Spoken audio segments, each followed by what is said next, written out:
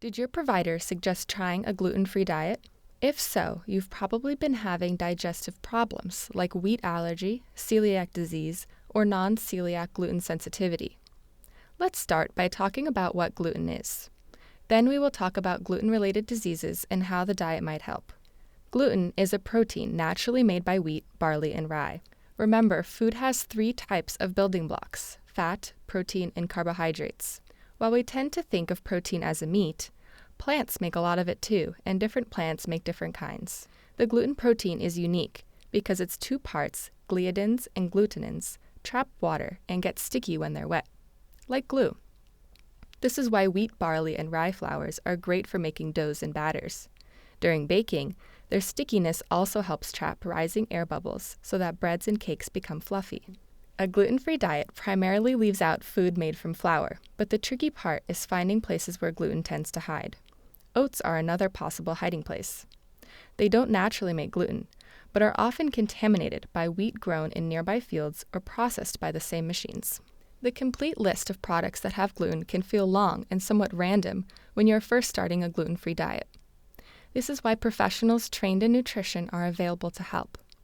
Remember, for the most part, wheat, barley, and rye are the only natural sources of gluten. This makes other food groups automatically gluten-free. The other grains are typically safe too. Corn, rice, and nutrient-packed quinoa, for example, don't make gluten on their own. For people who want to bake, there are even gluten-free flours. These are either made from plants that naturally don't make gluten, or they are made from wheat and have had the gluten removed and replaced by xanthan gum. That brings us to the next question. Who should be on a gluten-free diet? The most common gluten-related disorders are wheat allergy, celiac disease, and non-celiac gluten sensitivity. Wheat allergy is a strong allergic reaction to wheat proteins that causes some people to suddenly have severe difficulty breathing. You may know people who have had similar reactions to peanuts or bee stings. Wheat allergies are dangerous, but very rare.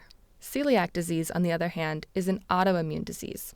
When people with this disease eat gluten, the immune system flares up and damages the intestines.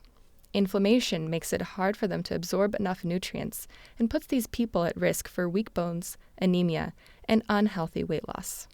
The third disease is non-celiac gluten sensitivity. This one is less well defined.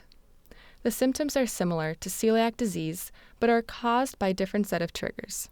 Some researchers prefer to call it non-celiac wheat intolerance in particular. They've studied whether it could be a reaction to a carbohydrate in wheat called fructan instead of the gluten protein. It could also be driven by enzymes in wheat called amylase trypsin inhibitors.